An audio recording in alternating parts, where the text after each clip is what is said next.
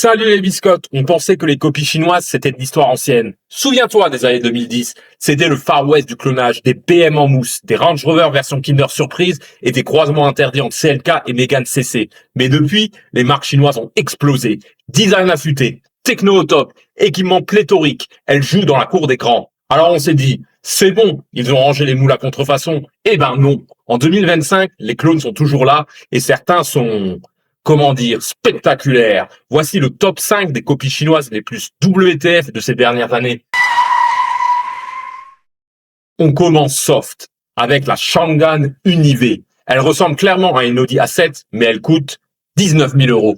Ouais, pour le prix d'un rétro chez Audi, t'as la voiture entière. Feu effilé, profil coupé, calandre agressive, tout y est, même l'arrière façon fastback et les jantes qui veulent te faire croire qu'elle sort d'Ingolstadt.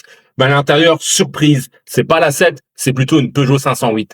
Double écran, volant compact, console centrale façon cockpit, on dirait que Chang'an a ressuscité l'alliance Sarkozy-Merkel, mais pour designer une berline. Côté moteur, on redescend sur terre. Un 4 cylindres, 1,5 litre turbo de 188 chevaux avec une DCT. Pas mal pour le prix, mais loin des V6 ou même V8 de l'Audi A7 qui montent jusqu'à 630 chevaux en version RS Performance.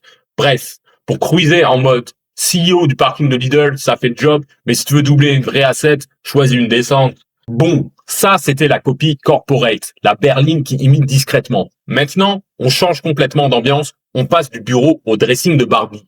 La Aura Ballet 4, c'est la coccinelle version TikTok. Même look rétro, même phare-rond, même vibe, mamie qui roule en électrique, mais avec un filtre rose bonbon. Et franchement, elle fait presque mieux que les deux versions proposées par Volkswagen en 97 et 2019. Plus moderne, plus techno, plus assumé dans son délire néo-rétro. Côté design, on dirait que la coque a été relookée par une influenceuse beauté. Chrome brillant, peinture bicolore façon bonbon acidulé, arche de toit tout en rondeur, c'est pas une voiture, c'est une boîte à maquillage sur roue. À l'intérieur, c'est ambiance salon de thé connecté. Rose pastel, écran XXL et un détail qui tue.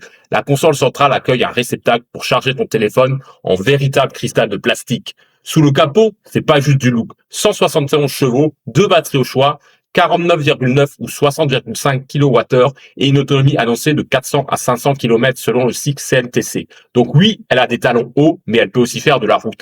Bref, en Europe, la coccinelle a pris sa retraite. En Chine, elle refait sa vie, elle a changé de prénom et elle vend des sérums chez Sephora.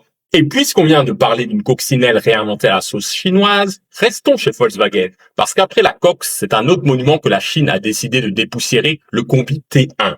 Le Skyward Summer, c'est le combi T1 version 2025.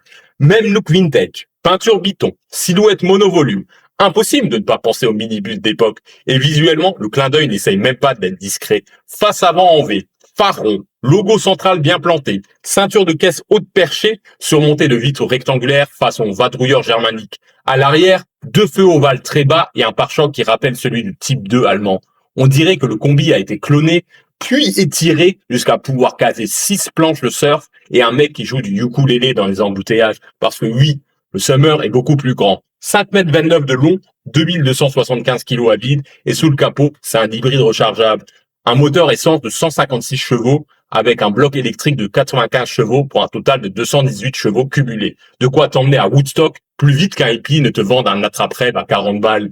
Si le combi n'a peut-être pas refait surface chez Volkswagen, en Chine, il roule et il s'est transformé en minibus familial. Si vous kiffez ces copies délirantes, abonnez-vous et restez jusqu'au bout parce que le top 1 va vraiment vous retourner le cerveau. Après le van Peace and Love, classe à un 4x4 carré comme un bloc de tofu, mais qui sent le diesel et la poussière. Le BAW 212, c'est le Defender qui a fait un détour par Pékin. Même look carré, même phare rond, même vibe, je traverse la Mongolie juste pour aller acheter du pain. Mais là où le Defender s'est embourgeoisé, le 212 reste fidèle à ses racines. C'est pas un SUV, c'est un tank en botte de chantier. Et il ne plaisante pas. Véritable tout-terrain avec transmission intégrale enclenchable, différentiel verrouillable et la capacité de franchir des gués jusqu'à 80 cm. Tu peux littéralement suivre une rivière comme si c'était un itinéraire Waze. À l'intérieur, c'est rustique, très rustique. Pas de grand écran tactile façon tablette géante, juste un petit écran discret, planqué entre une armée de boutons physiques comme si chaque fonction avait son interrupteur dédié. On dirait un tableau de bord de sous-marin soviétique. Côté moteur, 2 versions au programme. Un 2 litres diesel de 166 chevaux et un 2 litres essence turbo de 251 chevaux. Il sera vendu en Allemagne, mais le prix n'a pas encore été communiqué. En Chine, il s'affiche à moins de 20 000 euros. Et en France, rien d'annoncé pour l'instant. Mais si tu croises un cube kaki qui fait trembler les trottoirs, tu sauras que c'est lui. Et enfin, le clone le plus WTF de 2025, j'ai nommé la Dream Hypercar. Oui, Dream, comme les aspirateurs. Et non, c'est pas une blague. Après avoir conquis les salons avec des moteurs à très haute vitesse pour robots nettoyeurs, la marque chinoise s'attaque à la route en visant carrément la Bugatti Chiron. Même calandre en fer à cheval, même profil sculpté, même feu arrière fuselé, sauf que là, Dream a ajouté un détail qui brise tous les codes.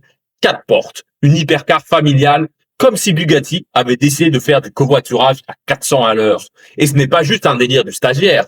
Près de 1000 ingénieurs bossent dessus. Le prototype est prévu pour 2027 avec une présentation officielle annoncée au CES. La marque s'appuie sur son expertise en moteur à très haute vitesse déjà utilisée dans ses aspirateurs pour développer une motorisation électrique hors norme.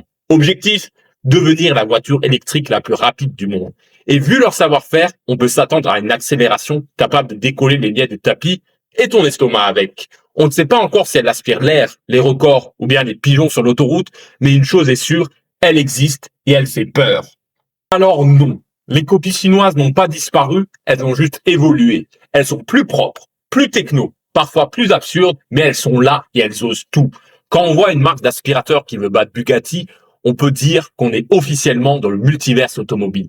Et vous en pensez quoi? C'est de la copie honteuse ou de l'inspiration intelligente? Laquelle vous a le plus retourné le cerveau? Dites-le en commentaire. Si ça vous a plu, dites-moi quel autre top vous voulez. Les concept cars les plus étranges, les plus gros fails dans l'industrie auto, ou peut-être les marques de grippins qui visent le nerd? Vous choisissez. Et pour ne pas rater le prochain top croustillant, pensez à vous abonner. Allez, à la prochaine.